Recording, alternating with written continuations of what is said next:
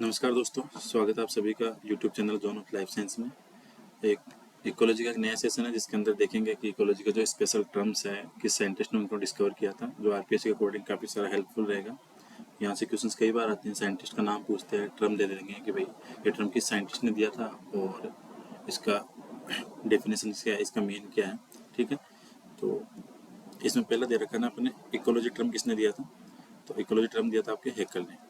ठीक है, हेकल ने दिया था आपका इकोलॉजी। इकोलॉजी किसको बोलते हैं? इकोसिस्टम की जो स्टडी करते हैं उसका बोलते हैं इकोलॉजी। ठीक है, सेकंड है आपका इकोसिस्टम। तो इकोसिस्टम दिया था आपके टेंसले ने। ठीक है, इकोलॉजी हेकल ने और इकोसिस्टम दिया आपका टेंसले ने। ठीक है, तो इकोसिस्टम क्या हो गया? जब भी अपन कोई एनिमल्स की स्टडी करते हैं उसका एनवायरनमेंट के साथ उसकी जो बायोटिक और एबायोटिक फैक्टर के साथ जो उसका रिलेशन है, ठीक है, तो उसको क्या बोलेंगे? इकोसिस्टम बोलेंगे। थर्ड आता है आपका बायोम। बायोम किसने दिया था? बायोम दिया था आपका क्लेमेंट और सेल्फोर्ड ने।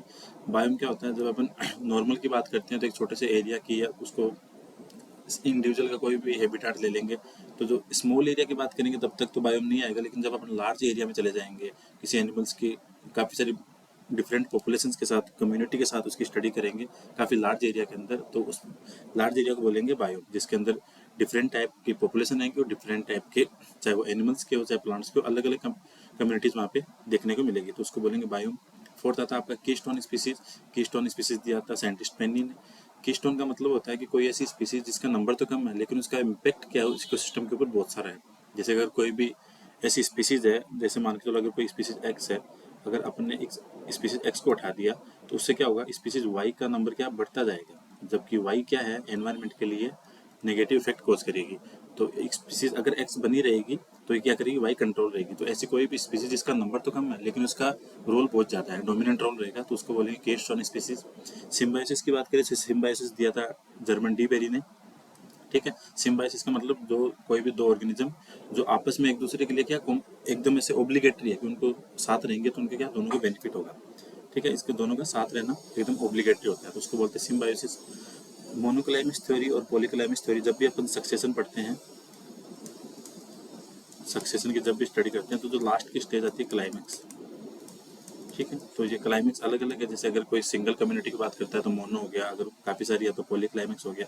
तो मोनो क्लाइमेक्स दिया था क्लीमेंट ने और पॉली दिया था टेंसले ने।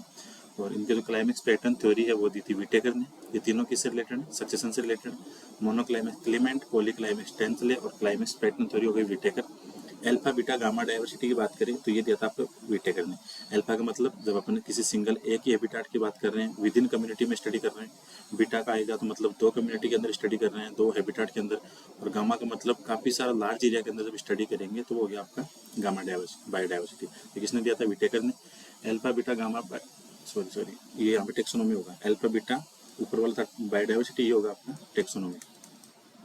ठीक है, तो अल्फा बीटा गामा बायोडाइवर्सिटी दिया था विटेकर ने और अल्फा बीटा गामा टेक्सोनोमी दिया था टरिल ने। ठीक है, अल्फा टेक्सोनोमी में क्या होगा? कोई भी स्पीसीज है उसको अगर आपने डिस्कवर किया है तो सिर्फ उसका आपने नोमेनक्लेचर किया और उसका आपने काम था जो भी साइंटिफिक स्टडी थी उसको पब्लिश कर दिया।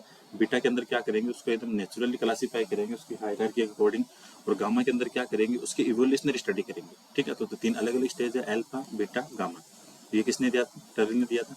बायोडाइवर्सिटी हॉट स्पॉट बोलेंगे जहाँ पे काफ़ी सारे क्या कोई ऐसा स्पेसिफिक एरिया है जहाँ पे एंडेमिक प्लांट की हो या एनिमल्स की स्पीसीज प्रेजेंट होगी, तो उसको बोलेंगे बायोडाइवर्सिटी हॉट स्पॉट। और ये किसने दिया था? नॉर्मन मैन ने दिया था।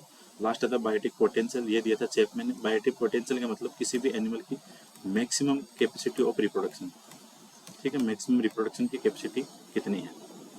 अगर उसको आप किसी एनिमल्स को सुटेबल कंडीशन दोगे या फेवरेबल क्लाइमेट मिलेगा तो उस फेवरेबल क्लाइमेक्स के अंदर वो क्लाइमेट के अंदर कितने ज़्यादा नंबर ऑफ स्प्रिंग प्रोड्यूस करेगा, उसको बोलेंगे बायोटिक बायोटिक पोटेंशियल। ठीक है, तो बायोटिक पोटेंशियल कितने दिया था? चैपमैन ने।